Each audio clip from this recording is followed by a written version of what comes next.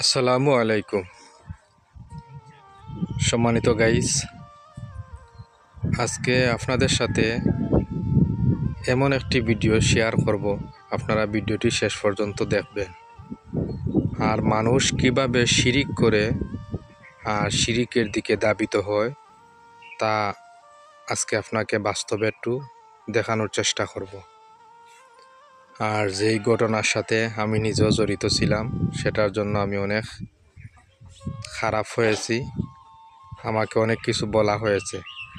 তো আসলে কি এই বিষয়টা আপনারা দেখতে থাকেন, আমার সাথেই থাকেন। এই যে একটা পাথর দেখতেছেন আপনারা, এই যে একটা পাথর, অনেক বড় একটা পাথর, ভালো করে দেখেন। এই যে অনেক বড়, কিন্তু এটা এই পাথরটি অনেক দূরে, বলতে গেলে প্রায় 20-25 মিনিটের রাস্তা, পাহাড়ের অনেক নিচে ছিল এই পাথরটি, যেটা আমি আসলে আপনাদেরকে জুম করে দেখাইলে একটু বুঝতে পারবেন। একদম শেষ মাথায় ছিল এই পাথরটি। সেখান থেকে লোক দিয়ে, মানুষ দিয়ে পাথরটিকে তুলে নিয়ে আসা হচ্ছে, এবং এই পাথরটি একটা ঘরের ভিতরে ছিল। এই ঘরটি বর্তমানে নাই, যার কারণে আপনাদেরকে দেখাইতে পারতেছি না। ঘরের ভিতরে এই পাথরটি রাখিয়া প্রতি সপ্তাহে এই পাথরের মধ্যে মোমবাতি, আগরবাতি জ্বালিয়ে ওরা আল্লাহরে ডাকত। শুধু তাই নয়, আর একটা বিষয় আপনাদের সাথে আমি শেয়ার করি, আপনারা দেখেন যে আসলে মানুষে কিভাবে শিরিক করে। অনেকে মনে করে যে ইবাদত করতেছে, কিন্তু আসলে যে শিরিক করতেছে ওটা নিজেও জানে না। আপনারা দেখেন, এই যে আমার সামনে একটি জায়গা, সেই জায়গায় খবরের মতো বেড়া দিয়ে রাখা হয়েছিল। মানে কেউ দেখলে হঠাৎ করেই বুঝতে পারতো যে সেখানে একটি খবর আছে,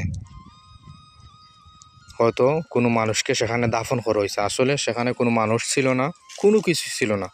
সেখানে ছিল জাস্ট একটি গাছের মুড়া, গাছের গুড়া, কি অনেক পুরাতন একটি গাছ ছিল, অনেক বড় একটি গাছ। এই গাছের গুড়া, এই যে এখনো গাছের গুড়াটি আছে, এই যে শুধু এইটাই ছিল। এই যে আপনারা একটু ভালো করে দেখেন, এই গাছের গুড়াটা ছিল। আর ওরা এমনভাবে বেড়া দিয়ে খবরের মতো বানাইয়া রাখছে, রাখিয়া সেটা প্রতি সপ্তাহে আসিয়া এখানে জিয়ারত করতো। নাউজুবিল্লাহি মিন যালিক। এই যে এখানে একটা ফিলারের গুড়া দেখেন, এই ফিলারটাও আমি তুলিয়া ফেলাইছি। আবার এই যে দেখেন একটা ফিলারের গুড়া, এই যে দেখেন একটা ফিলারের গুড়া। আর এই যে নেটের জাল দিয়া এখানে বেড়া দেওয়া ছিল। নেটের জালগুলো আমি সব খাটিয়ে বাংসুর করিয়া, এই যে একটা ফিলারের গুড়া, এই যে নেটের জাল দেখেন, এই জাল দি মানে এখানে সারকুনা করে একটি খবরের মতো বেড়া দিয়ে রাখা হয়েছিল, যেখানে ওরা জিয়ারত করতো। এগুলো দেখে আমি মানে এগুলা বাংসুর করছি, ওই পাথরটারে নিয়া ঘরের ভিতর থেকে বাইর করে নিয়া এখানে ফালাইয়া রাখছি।